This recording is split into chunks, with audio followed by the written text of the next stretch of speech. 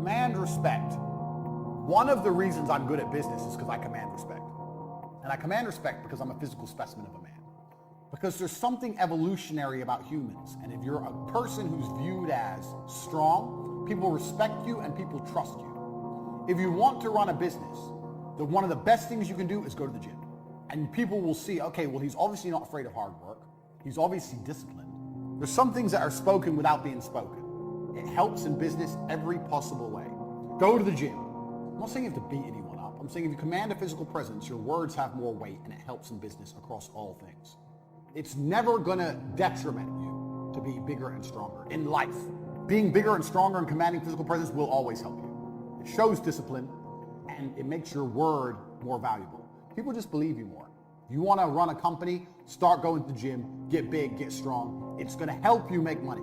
I guarantee you it's gonna help you make money. You don't need happiness to be competent. You're supposed to feel respected. And you're gonna do that via competence, hard work, dedication, and becoming somebody worth respect. It's kind of interesting because I actually believe that respect is more important than happiness for men. The men who are truly respected don't need to chase happiness because when you talk, people listen. How could you be happy as a man if when you say things, nobody listens to you? You say X and your wife ignores you, your kids ignore you, and all the men around you laugh. Are you truly happy in your heart? No, you're going to be happy when you're respected.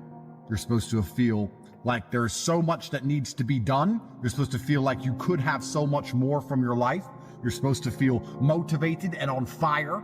I don't know where anyone got this idea that life was created and God created us all and built this entire world for us to sit here and just smile all day.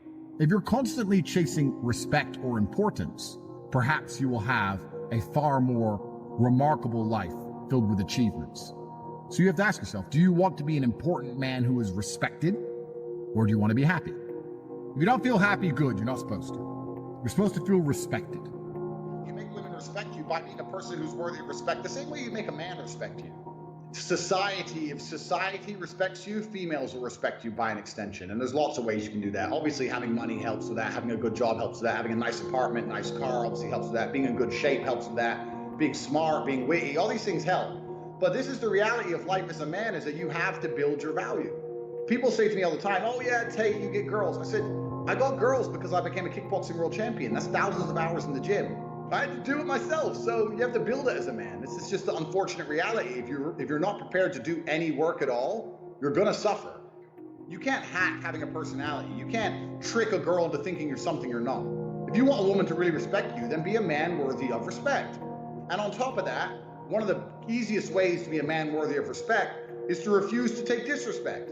I see so many guys who let women disrespect them all day long. I think we all agree women shit test men. And you have to be able to handle that and deal with it in a very, conservative way. Obviously, you can't flip out and be crazy. But I've been on dates with girls where they've just pushed it too far. Guys like you think this and blah, blah, blah, just insulting me basically after about 5 minutes. I was extremely polite. I said, look, I'm sorry. You're an independent woman, so you can pay for your food. I'm uninterested in speaking to you any longer. I'm leaving. And when I left, I've never had a girl chase me so hard. Don't disrespect me. I'm not taking you on a meal to be disrespected. And guys take this crap from girls all the time. I see it all the time. Girls making fun of them, or girls on a date, or a girl talking to other guys while she has a boyfriend. I know the modern world says that's cool. To me, that's absolute disrespect. You're with me and you love me and you want to text this dude all day, and I'm supposed to sit here and let you? You either stand up and say, get out my house and I never want to see you again, or stop texting that guy. And if you don't stand up as a man, it's only a matter of time till she sucks some other dick anyway. I mean, this is the harsh reality of the world. I've seen it over and over and over again. I think a whole bunch of things women do by standard nowadays are disrespect. My view, and this is why I'm seen as an extremist, is that my view, the only happy relationship that can possibly exist is with a man leading and a man in charge. Any other relationship is always misery. If you're laying in bed with your girlfriend and someone breaks in the house, who has to go downstairs and risk their life to defend the other? So if I asked you for a cup of coffee at dinner and you want to complain, I'm like, so I have to risk my life. Someone tries to rape you on the street, I'm the one who's going to die protecting your honor. But you have a problem making a cup of coffee? Then if I said to my girl, can you make me a cup of coffee? And she said, no, I just find that extremely disrespectful. I'd say, okay, well, you're not going to make me a cup of coffee. I don't see the point in this relationship. This is the thing. Responsibility and authority are linked. If you're responsible for someone or something, you have authority over someone or something. If you're responsible for, let's take a child, you're responsible for that child's safety. You have the authority to tell that child not to put his finger in the plug socket. Captain of a ship has responsibility for that ship. So he has authority over everything on the ship, because if the ship sinks, it's his fault. So if I have responsibility over a woman, I have to make sure she's taken care of, her physical needs are met. If she has financial needs, they're met. I'm her rock if she gets upset. I'm responsible. I have no problem being responsible. My problem is if I'm responsible without the authority I deserve. So if a captain is responsible for the ship, but all the shipmates told him to fuck off and didn't listen to him, how can he possibly do his job? If I'm responsible for the girl in the relationship, then I deserve the authority that comes with it. I'll make sure you're fine. I'll take care of you. I'll keep you safe. I'll protect you. But if I want a cup of coffee, I expect you to make me a cup of coffee. Because with the responsibility comes authority. If you're in a relationship where you have all the responsibility, but no authority at all, then what's the point? What are you adopting it for? What are you adopting the responsibility for? And this is what a lot of women try and get out of their men. They want their man to be responsible for them and all their problems, but they don't want to listen to anything. I am not going to be responsible for anything without authority. If a girl won't listen to me, I don't consider myself responsible for her. And therefore, she can piss off and go be a hoe. Responsibility and authority are absolutely linked. And that link has been broken. And that's why a lot of men are in relationships they don't understand. I have guy after guy message me saying, I don't know what to do. My girlfriend's talking to this guy. He's her friend since school. I'm like, bro, you better tell her to get out the house or stop talking to that guy. He's like, oh, but she might leave. If she chooses to text another guy over live with you, how long is it till she fucks him? You want to start a countdown timer? And maybe because I'm so black and white with it, people think my advice won't work. But I say, look, maybe she walks out the door and you just saved yourself a whole bunch of time. Because it was sooner or later, that's all she was going to do anyway. Like I said, I've been doing this a long time. Same thing with the cam girls. As soon as they wouldn't listen to me about something, then they had to go. Because I don't think a relationship can work any other way without a clear leader. Name something in life that's 50-50. Name a corporation where everyone has the exact same stake. Name something that functions and works 50-50. There's always a chain of command. And if the woman's in charge, she's going to resent you. So that by default means it has to be the man. So you have to make her respect you and take charge of the relationship and keep things under control. That's my view of it anyway.